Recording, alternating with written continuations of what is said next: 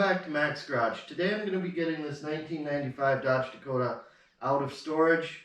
It has not been driven on the road in probably 3 years, 2 years, I don't really remember. I started it last year.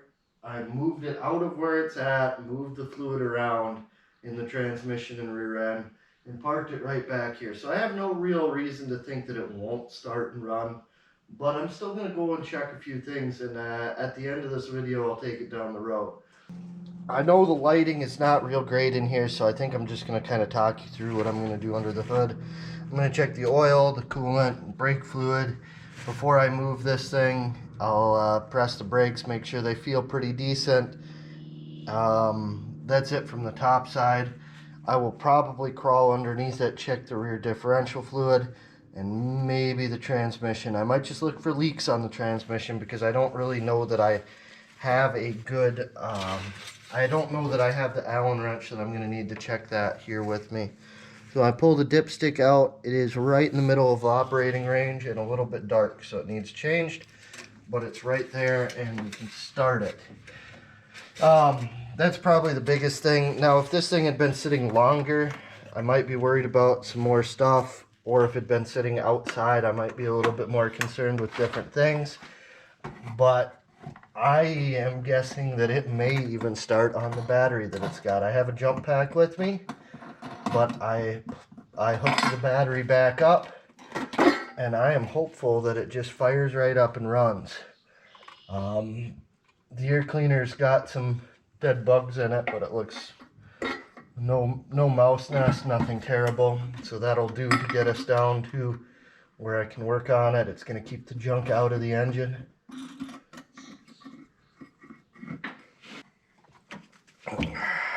Oops.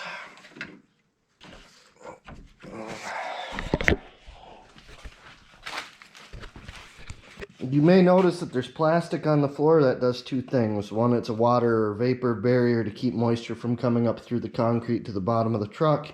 And two, if the truck does leak, it keeps any of the oil or fluids that it leaks off the floor of the garage. You can also use cardboard. Cardboard does a really nice job of doing both of those things as well. Now, if I remember right, the tack does not work in this truck. It's a stick, so making sure it's in neutral. The lights all came on. Ooh, battery voltage looks low. We'll see what happens. Alright, so I'm going to need a jump pack. Okay, so I've got the jump pack hooked up. Not really unexpected. This thing did sit for pretty much two or 3 years. And yeah, the needle on the tack is still wrapped all the way around, so that doesn't work.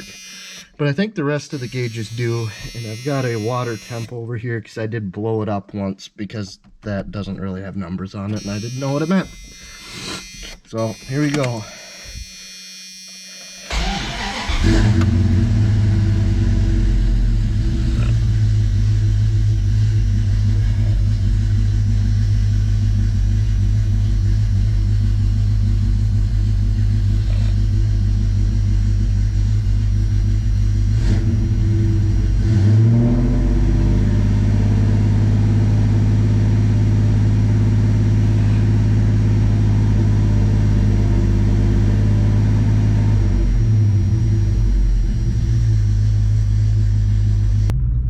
Couple of things you want to check before you actually head out on the road with something that's been in storage for a while.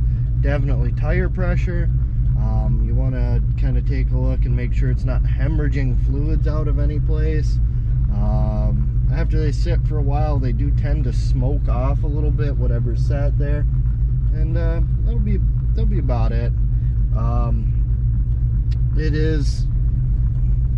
I've got a couple miles on this one already. The tires were a little bit bouncy at first. They've got some flat spots, which I'm changing the tires, but that's not wildly uncommon after a vehicle sat for several years.